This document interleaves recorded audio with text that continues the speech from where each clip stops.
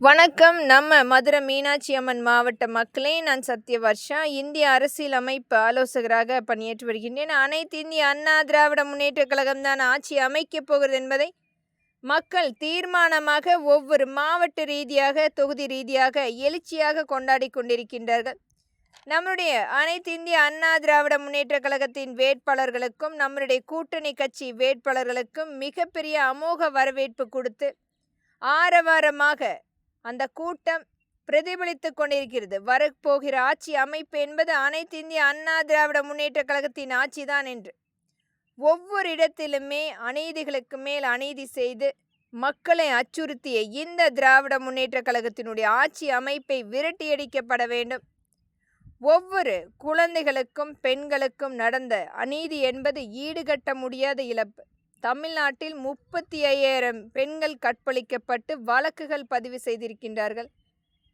18,000 குழந்தைகள் கற்பழிக்கப்பட்டு வழக்குகள் பதிவு செய்திருக்கின்றார்கள். அந்த வழக்கு கூட சரிவர பதிவு செய்யாமல் அந்த முதல் தகவல் அறிக்கை என்பது குற்றவாளிகளுக்கு சாதகமாக பாதிக்கப்பட்ட மக்களுக்கு எதிராக பதிவு செய்யப்பட்ட அனைத்துமே முழுமையாக நம்முடைய அனைத்து இந்திய அண்ணா திராவிட முன்னேற்ற கழகத்தின் ஆட்சியில் முழுமைப்படுத்திய மக்களுக்குரிய முழுமையான ஒரு தீர்வு எட்டப்படும். இன்னும் எத்தனை வழக்குகள் நிராகரிக்கப்பட்டு விரட்டியடிக்கப்பட்டது இந்த காவல் அதிகாரிகளால்.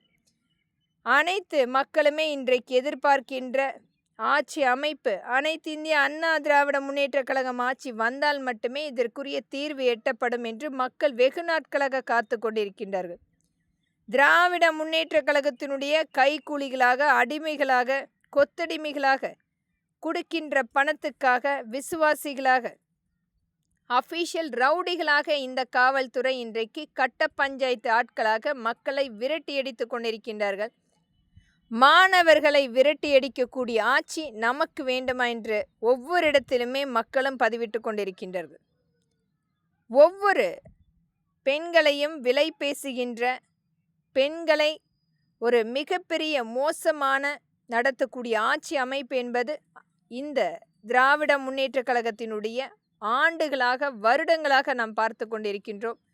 ஒரு மசோதா பெண்களுக்குரிய உரிமைகளை கொண்டு வர வேண்டும் என்று மத்திய அரசால் எடுக்கின்ற முயற்சியை கூட முழுமையாக தகர்த்து நம்முடைய பெண்களுக்குரிய உரிமைகள் எந்த விதத்திலுமே வந்துடக்கூடாது என்பதற்காக இந்த திராவிட முன்னேற்ற கழகத்தினுடைய 2.0 விளம்பர மாடல் பெண்களுக்குரிய உரிமைகளை நிராகரித்து கொண்டிருக்கிறது.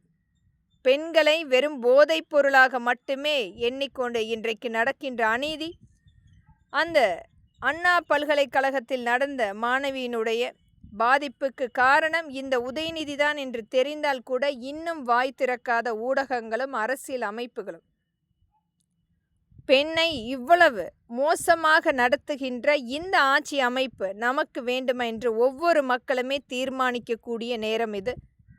வருகின்ற சட்டமன்ற தேர்தல் என்பது மக்களுக்குரிய உரிமையான நல்ல ஆட்சியை கொடுக்கின்ற ஒரு அமைப்பு வரப்பட வேண்டும். ஆனால் இன்றைக்கு இந்த திராவிட முன்னேற்ற கழகத்தினுடைய கடுங்கோல் ஆட்சி மீண்டும் மீண்டும் தன்னை விளம்பரப்படுத்தி, தன்னுடைய குடும்பத்தை விளம்பரப்படுத்தி, கொடுக்கின்ற மத்திய அரசால் கொடுக்கின்ற அனைத்து வகையான பணத்தை தன்னுடைய ஒரு குடும்பம் எடுத்து அனுபவித்து கொண்டிருக்கிறது. மக்களுக்கு நிராகரிப்பு கொடுத்து கொண்டிருக்கிறது.